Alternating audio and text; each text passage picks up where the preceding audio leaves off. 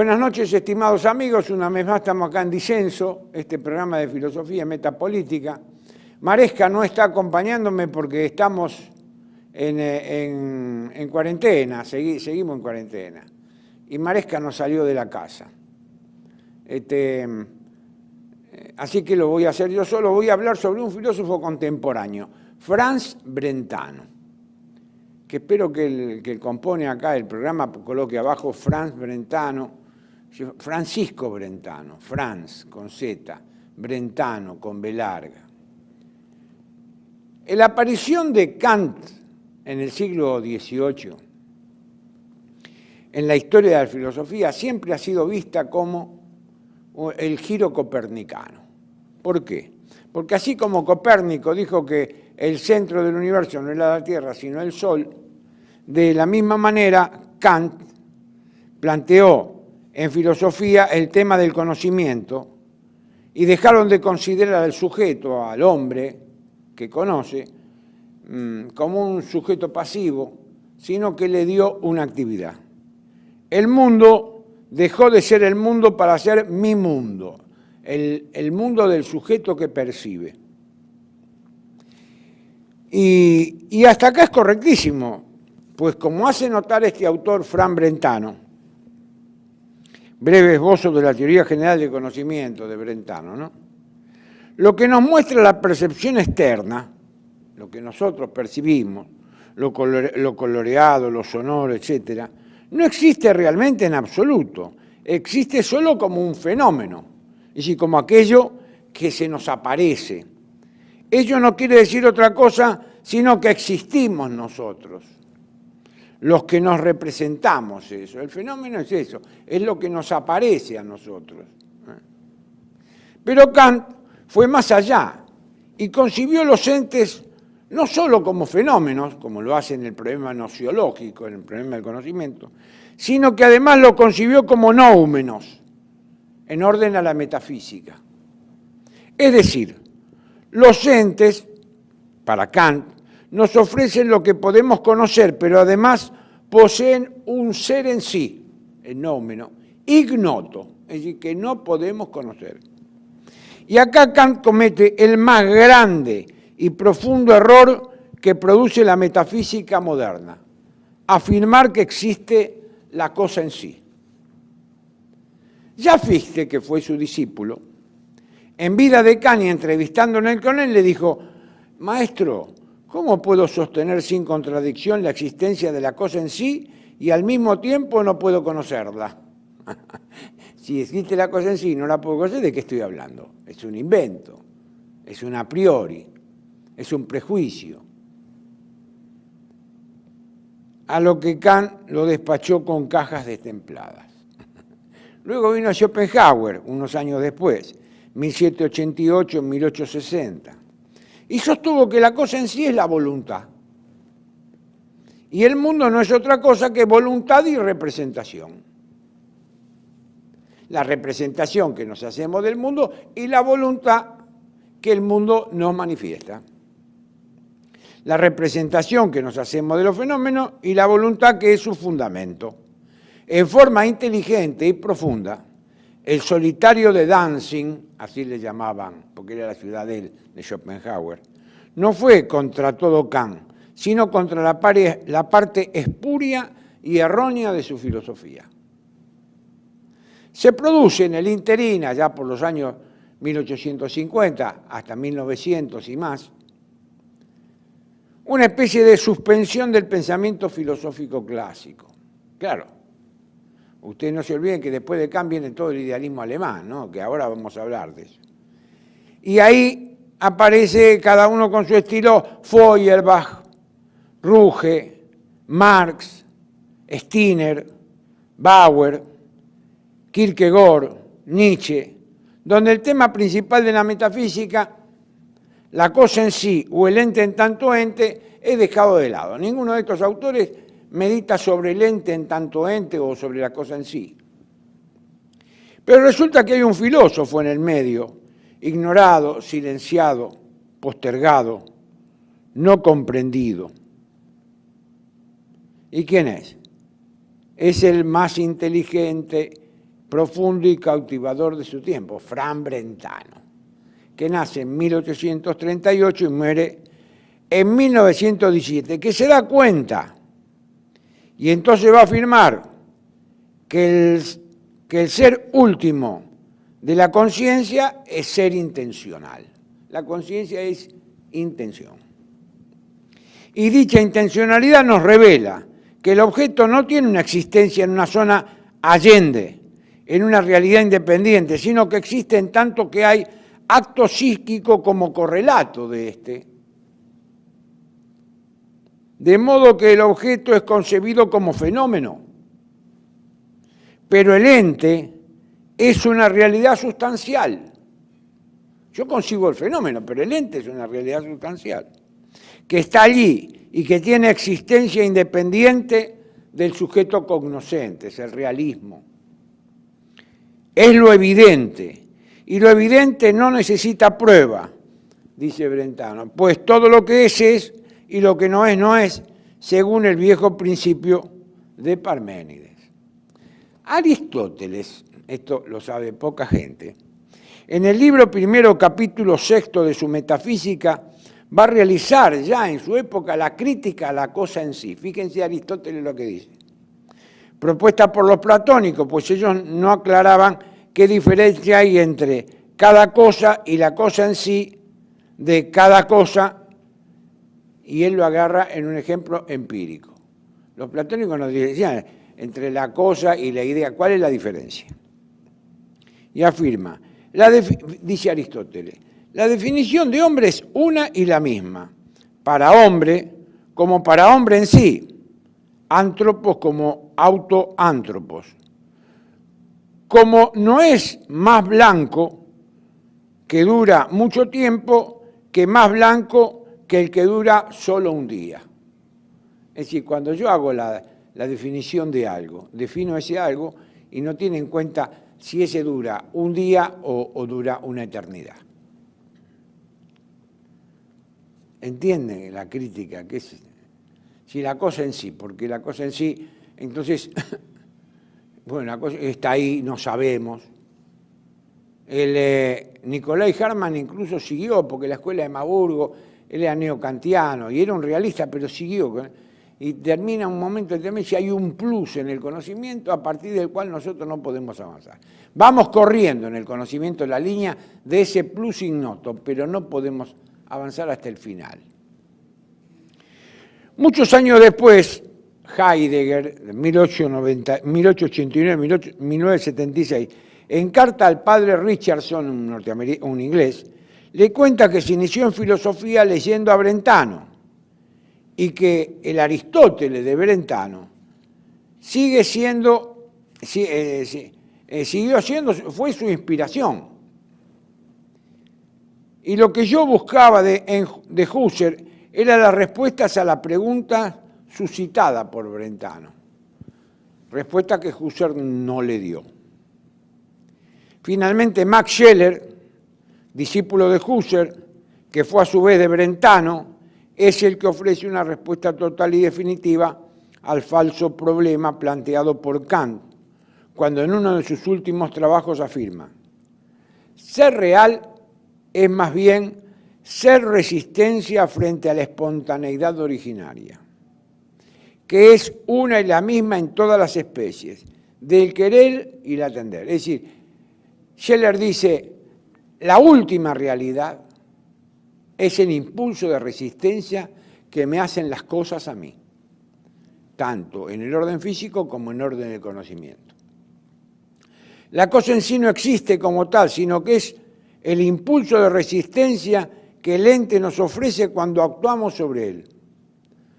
Curiosamente, en Heidegger, donde uno esperaría encontrar una crítica furibunda a la cosa en sí, no solo no se encuentra, sino que en un texto emblemático, se llama Kant y el problema de la metafísica, donde tiene que meterse en ese tema, ¿no? Dice, hablando del objeto trascendental igual X, que habla en la crítica de la razón pura, X es un algo sobre el cual en general nada podemos saber, ni siquiera puede convertirse en objeto posible del saber. No se explica acá la objeción de Fichte a Kant. No se explica la objeción cuando Fichte le dice, maestro, si usted habla de la cosa en sí, que existe la cosa en sí, pero no podemos conocer, ¿cómo usted habla de la cosa en sí, si no la podemos conocer? No, Heidegger no ocupa eso. Es por esto, pregunto, será por esto o es por esto, que en las conversaciones de Davos con Cassirer, el que tomó nota de todo esto fue Piero Bank, el que las saca las conversaciones, ¿no? El gran estudioso de Aristóteles, que fue mi director de tesis, pero bueno, el gran estudioso de Aristóteles del siglo XX.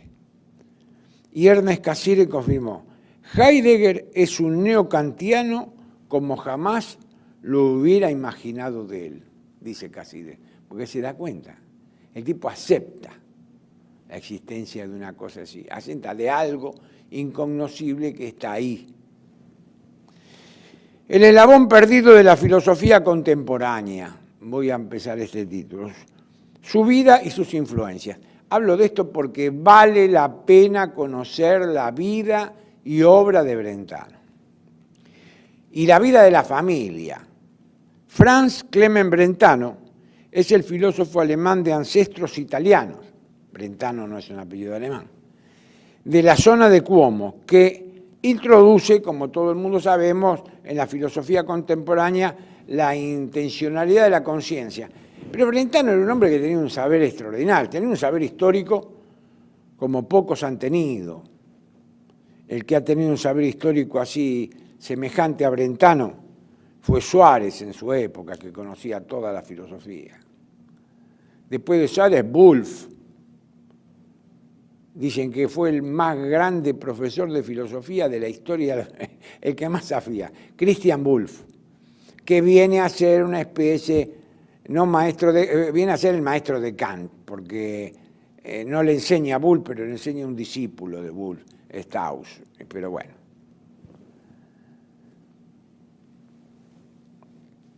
La noción la deriva del concepto escolástico de cogitativa, trabajado por Tomás de Aquino, como por Duns Scoto, como por Suárez en la Baja Edad Media. Autores que junto con Aristóteles conocía casi a la perfección y que leía fluidamente en sus lenguas originales, latín y griego. Hay muchos profesores que dicen que saben latín y griego, pero tienen que tener el diccionario al lado, ¿no? Brentano no necesitaba eso. Brentano leía directamente. Cuando decimos fluidamente es porque leía y traducía corrido sin necesidad de diccionario. Se lo considera tanto el precursor de la fenomenología, sus trabajos sobre el tema de la conciencia, como de las corrientes analíticas, su trabajo sobre el lenguaje y los juicios, de la psicología profunda, su trabajo en la psicología, de la axiología, sus trabajos sobre el juicio de preferencia, que es tan importante en el orden de la ética. Nació y se crió en el seno de una familia ilustre marcada por el romanticismo social. Durante el siglo XIX su familia tiene un peso político-cultural extraordinario en Alemania y en Austria. Su tío, el poeta Clemens María Brentano, de 1778-1842, quiere decir, cuando nació Brentano, nació cuatro años antes que muriera su tío, es quien entrevista a Santa Ana Catalina de Emmerich, en 1818, en la entrevista, y sobre las conversaciones escribe un libro excepcional que se llama Vida de la Santísima Virgen, firmado por la Santa. Es un libro extraordinario donde la Santa, en una visión mística, ve cómo era la casa de la Virgen en Nazaret, y bueno, y al final se encontró la casa, el ángulo que decía Santa Catarina de Emmerich. Todo esto no lo lee ni el gato, en este momento no lo lee nadie. Su tía Bettina Brentano, casada con Arschin von Armin, también poeta, se encontraba entre las más importantes escritoras del Renacimiento alemán. Su tía abuela, Sophie von La Roche, una escritora talentosa amiga de Goethe, de Herlen y los hermanos Jacobi, quien frecuentaban el salón literario de la tía abuela de Brentano. Su hermano, Lujo Brentano, fue un experto en economía social, estudioso del sindicalismo, que produjo una teoría del salario. Fue uno de los pensadores sociales católicos más destacados. Bueno, de su madre recibe toda una formación católica. Estudió matemática, filosofía, teología en las universidades de Múnich, Fulburgo, Berlín y Münster. Siguió los cursos sobre Aristóteles de Trendelenburg y escribió su tesis en 1862 sobre los múltiples sentidos del ser en Aristóteles. Voy muy lento con esto, porque voy lento, ¿qué quieren que le diga? Más rápido no puedo hablar. Vamos a hacer un alto porque hay que hacer publicidad y después seguimos.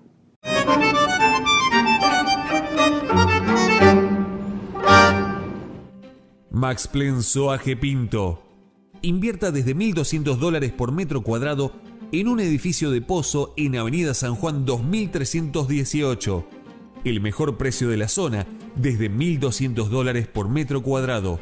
Consúltenos 4312-8544 www.maxplen.com.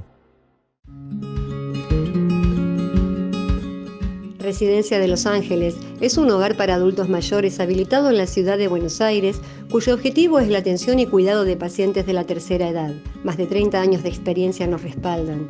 Trabajamos con dedicación para cuidar a nuestros abuelos y así ofrecerles la felicidad y comodidad que ellos merecen. Estamos en el barrio Villarreal, pasaje Francisco Bauzá 2372, casi esquina Tinogasta.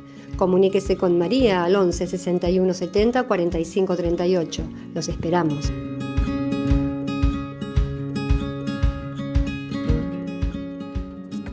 Bienvenidos a CEPA, Centro de Estudios del Pensamiento Americano.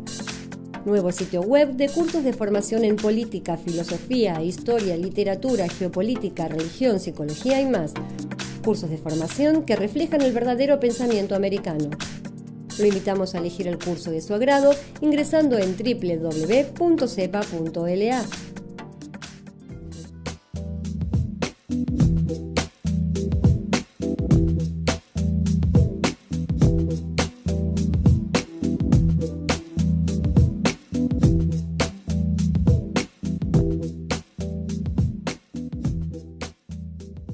Decir siempre la verdad primero tiene un precio.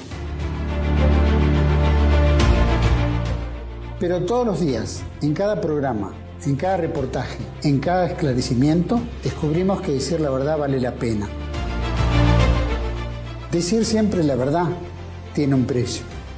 Pero cada vez que recibimos tu apoyo, entendemos que seguir luchando vale la pena. Dependemos de tu ayuda. TLB1. Toda la verdad primero.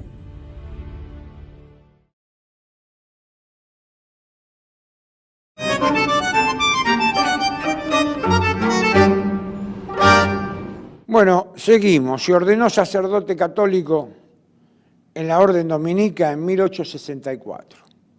2 años más tarde presentó en Fulburgo, al norte de Baviera, un escrito de habilitación sobre la psicología, sobre la doctrina del nous poieticos en Aristóteles.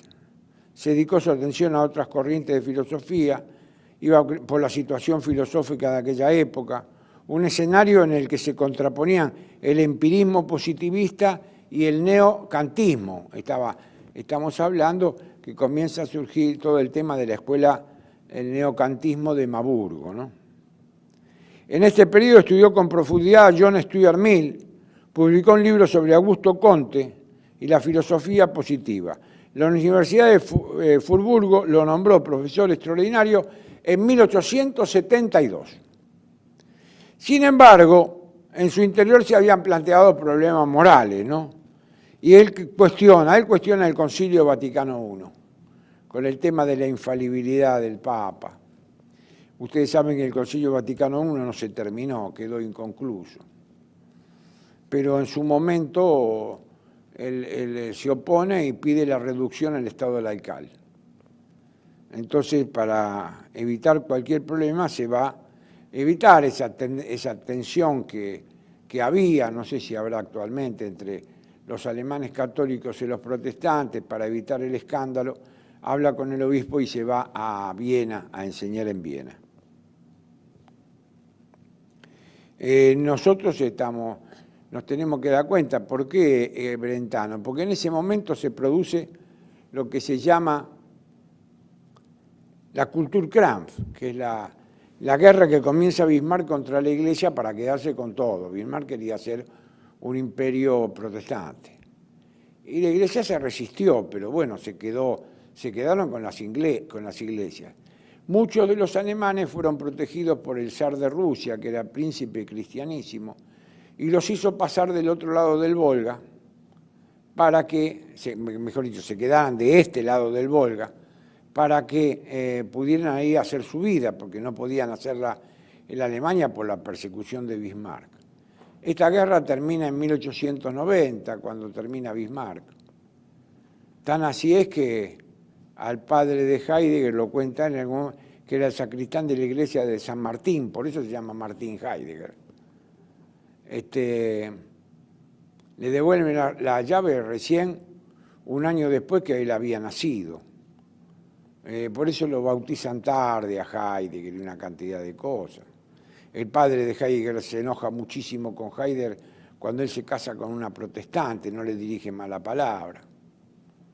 Fue una guerra de la que nosotros no hablamos, no tenemos ni noticia, total. Si estamos acá en Argentina, ¿qué nos va a importar eso? Los profesores de filosofía de esto no se van a ocupar. Se ocupan de las novedades, a ver cuál es el último libro que salió. Dale que va.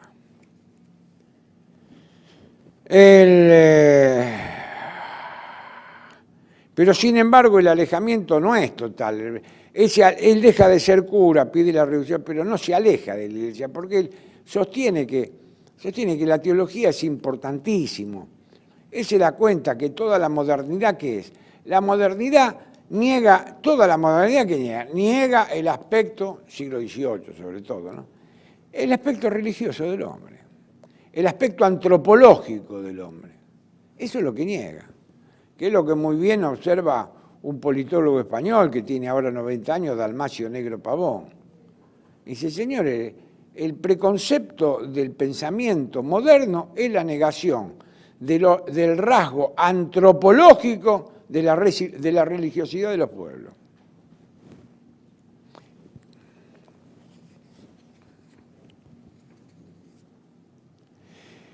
Fue profesor con algunas interrupciones, fue amigo de los espíritus más finos de su época, Theodor Meiner, Joseph Breuer, Teodoro Gonsper, el historiador.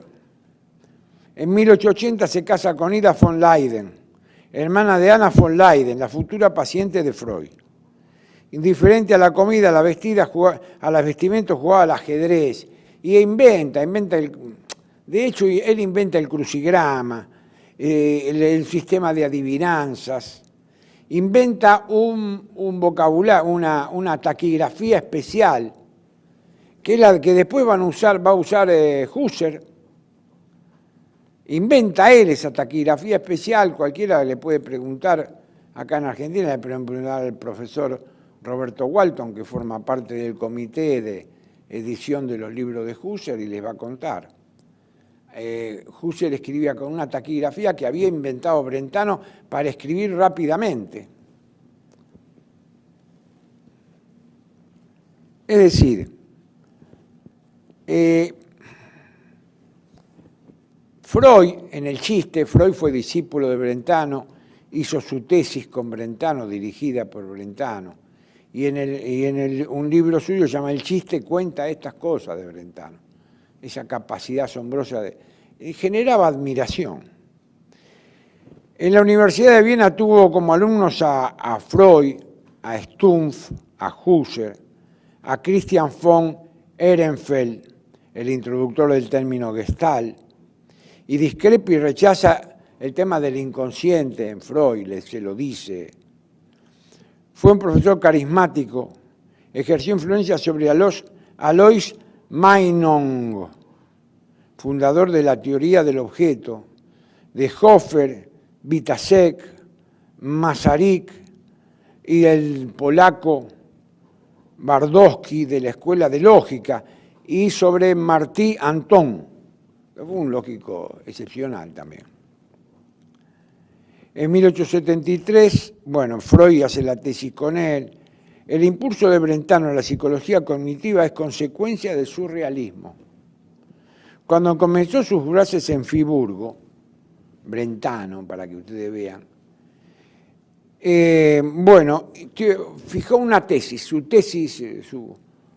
su proposición filosófica fue: vera filosofiae métodos nulla alia nisi scientiae naturalis est. El método de la verdadera filosofía no es otra cosa que el de las ciencias naturales.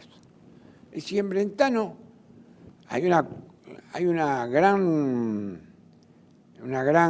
él está compenetrado con el pensamiento positivista. Él está compenetrado con el pensamiento de la ciencia. Él cree que el conocimiento matemático y físico-matemático es el que tiene que imitar, ese método tiene que seguir la filosofía, para ser verdaderamente filosofía. Su concepción de describir la conciencia en lugar de analizarla, dividiéndola en partes, como se hacía en su época, dio lugar a la fenomenología, que continuaron Husserl, Scheler, Heidegger, Maurice Merleau-Ponty, y además de influenciar sobre el existencialismo de Sartre, bueno, no me estaré resfriando, ¿no? En 1895, después de la muerte de su esposa, deja Austria y se traslada a Florencia. Estaba un poco decepcionado porque veía que los positivistas se quedaban en la descripción del fenómeno, pero no avanzaban sobre el tema metafísico. Escribe 3 artículos en el periódico vienés de Neue Freie Presse, la nueva prensa de la libertad. Mis últimos votos por Austria, en los que destaca su posición filosófica, así como su enfoque de la psicología, pero también criticó duramente la situación jurídica de los antiguos sacerdotes en Francia, cómo eran en Austria, cómo eran molestados los antiguos sacerdotes también en Austria. Ese hace la defensa del sacerdocio. En 1896, ya instalado en Florencia, se casa con Emily Ruprecht, que es la que va a escribir los últimos trabajos porque él queda ciego. Husserl lo visita en Florencia y lo visita varias veces, ¿no? Y dice que veía que se fue quedando ciego hasta que le pasó lo que Borges, ¿no? Quedó ciego. Entonces dictó. Los trabajos muere en Zúrich cuando se declara la guerra. Él sigue siendo ciudadano alemán. Se declara la guerra, entonces él no puede quedarse en Italia y se va a Zúrich y muere en Zúrich en 1917. Los trabajos que publicaron sus discípulos han sido, bueno, una cantidad enorme. Todos estos trabajos, él escribió sobre historia de la filosofía, sobre teología, mucho sobre Aristóteles, mucho sobre psicología, escribió sobre el tema de la lógica. No se olviden que él fue discípulo de Trendelenburg, y Trendelenburg trabaja sobre las categorías. Y después Trendelenburg era discípulo de Schleiermacher, que fue el primero de los contemporáneos que trabajó más o menos seriamente sobre Aristóteles, trabajó sobre el Perihermeneidas, Schleiermacher, pero forma parte del órgano, el Perihermeneidas, ¿no? Es el segundo libro del órgano, y que viene después de las categorías. Y entonces él trabajó mucho, critica hay una crítica muy fundada sobre el juicio en Aristóteles. Bueno, todos estos escritos que lo vienen sacando, se editaron, no se han editado todos. Actualmente el archivo brentano se trasladó ¿a dónde? Al Hugonton Library of University Harvard, en Cambridge, Massachusetts. Se trasladó a Estados Unidos. Los yanquis compraron toda la biblioteca, las cartas, los éditos e inéditos de Brentano. Si bien quedó en la biblioteca de filosofía en Hamburgo, hay una editorial famosa, Felix Meiner, que ha editado a Heidegger también.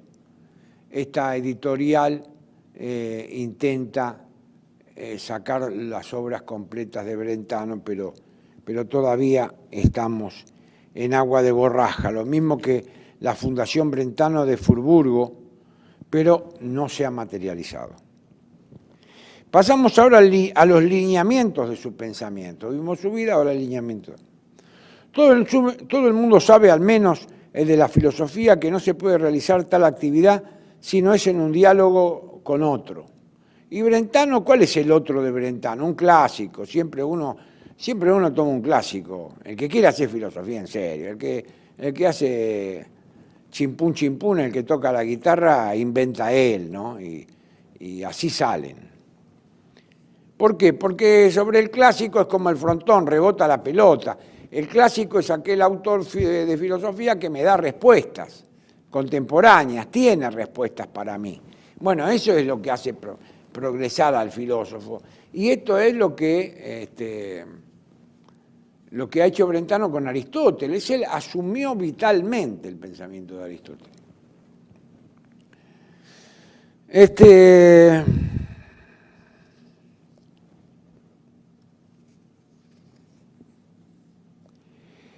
En 1862 publica la tesis sobre Aristóteles, que se llama Sobre los múltiples significados del ente en Aristóteles. ¿Y él qué va a hacer acá? Va a decir que el ente se distingue 4 sentidos de ente. El ente como ens per accident, es decir, el ente fortuito, por accidente. El ente en el sentido de lo verdadero con su correlato, el no ente, como lo falso. El ente como potencia o como acto. El ente, a su vez, como sustancia y las figuras de las categorías. De estos 4 significados, el veritativo abrirá en Brentano el estudio de la intencionalidad, pero al que le dedica con diferencia mayor intención es al cuarto, al tema de la sustancia, como le dedican todos los profesores que estudian Aristóteles. Lo primero que hay que estudiar en Aristóteles, los grandes profesores, se ocupan del tema de la sustancia, porque se dice de muchas maneras, el ente se dice de muchas maneras. En el 74 publica su Psicología en 3 volúmenes, donde él va a distinguir acá, que es muy interesante. Pero, bueno, acá me dicen que ya no tengo más tiempo, pero bueno, yo voy a seguir un poco más. Disculpen que esto dure un poquito más porque quiero terminar esto. Donde realiza su principal aporte a la filosofía, el concepto de intencionalidad. Va a sostener que solo lo psíquico es intencional. Esto es, pone en relación la conciencia con un objeto. Esta llamada tesis de Brentano, que hace de la intencionalidad la característica de lo psíquico, permite entender de un modo positivo, a diferencia de lo que pasaba con la psicología de la época, los fenómenos de la conciencia. Distingue en los fenómenos de la conciencia las representaciones, los juicios teóricos y los juicios prácticos, o sentimientos le llama también. Todo fenómeno de conciencia es una representación de algo que no forzosamente ha de ser un objeto exterior, o un juicio acerca de algo, también. los juicios pueden ser teóricos, que se refieren a la verdad o falsedad de las representaciones. Su criterio es la evidencia. O los juicios prácticos, que se refieren a la bondad o la maldad, y su criterio es la preferencia. Entonces nosotros tenemos en la conciencia, la primera es la representación. Yo me represento un árbol. Esta es la primera que no digo ni que es verdadero. Después, en un segundo momento, digo, emito el juicio teórico. ¿Cuál es? El juicio de la evidencia. Este árbol es verde. Es un juicio de evidencia. Veo que es verde. Y después viene el juicio del emotivo, el juicio sentimental. Digo, este árbol me da sombra. ¿Por qué? Porque el árbol que no es verde no me da sombra y el sol me castiga. Esto hace que nosotros podamos acceder a la naturaleza de la conciencia y de sus actos en una forma científica. Y esa forma científica nos permite después avanzar en el conocimiento también del hombre.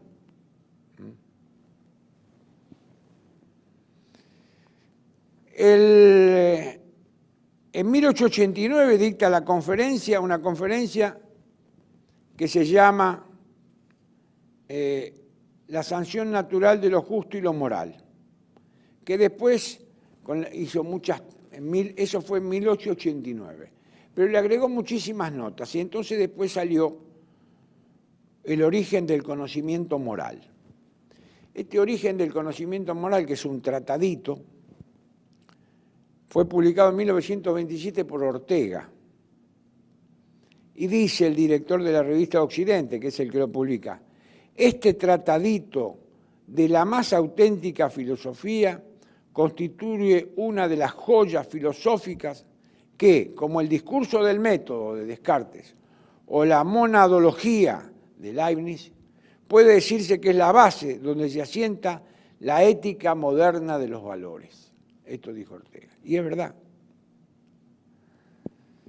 Nosotros tendríamos que explicar acá un poco de qué se trata esta ética. Comienza preguntándose por la sanción natural de lo justo y lo moral, y hace corresponder lo bueno con lo verdadero, y a la ética con la lógica. Fíjese esa mentalidad positivista de Brentano. Lo ético, con lo bueno con lo verdadero, y la ética con la lógica. Entonces va a hacer esa analogía. Lo verdadero se admite como verdadero en un juicio, mientras que lo bueno en un acto de amor. ¿Por qué? Porque el amor, ¿qué hace? El amor descubre lo bueno en aquello que ama. Siempre el que ama le descubre algo bueno a aquel que ama. Y el que odia le descubre algo malo, siempre algo más malo en aquel que odia. Lo bueno es el objeto y mi referencia puede ser errónea.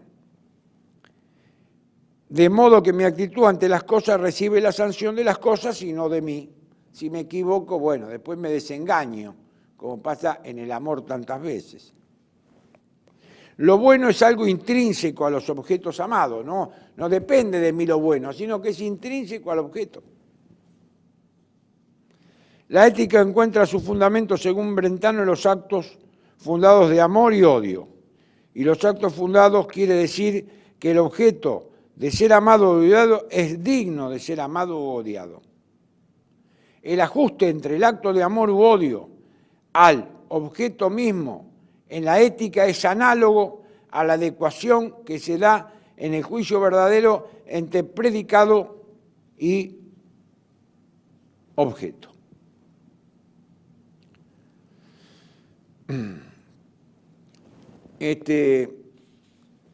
Tenemos que seguir, voy a seguir en otra clase, voy a seguir explicando a Brentano, porque si no se va a hacer muy largo y ustedes se van a aburrir. Así que voy a continuar después en la próxima clase. Hasta luego.